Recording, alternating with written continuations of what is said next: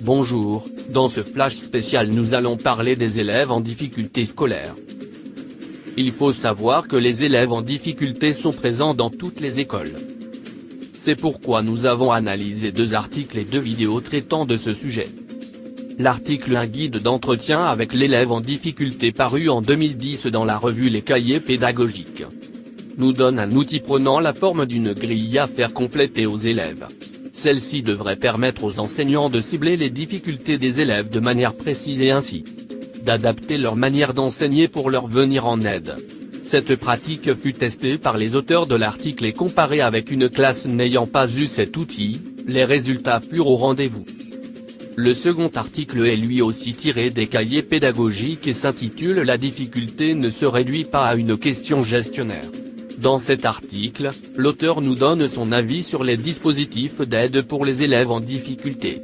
Selon lui, les enseignants ne sont pas préparés à réagir aux difficultés des élèves.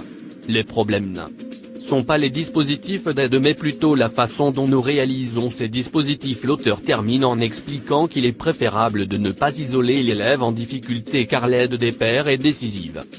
Dans l'apprentissage, il est difficile pour un professeur de cerner toutes les difficultés des élèves. C'est pourquoi il doit rester objectif, il ne doit pas s'arrêter à ce qu'il voit de l'élève.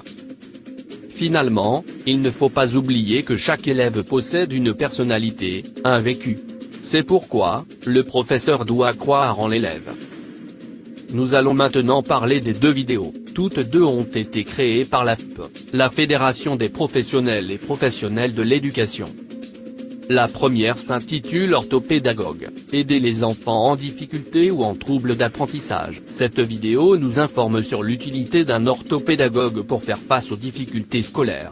Lorsqu'un enseignant pense qu'un élève a des difficultés scolaires, il l'envoie chez l'orthopédagogue. Celui-ci va d'abord regarder si ce sont des élèves avec des difficultés d'apprentissage ou avec des troubles d'apprentissage grâce à des grilles. Si ce sont des difficultés d'apprentissage, l'orthopédagogue va travailler en remédiation avec l'élève pour pouvoir remédier au problème. Si ce sont des troubles d'apprentissage, le retard scolaire est dû à un syndrome neurologique. Ce sont des élèves avec qui il faut travailler tout le temps, car ces troubles sont persistants. La seconde vidéo intitulée Échec scolaire, la faute de l'école ?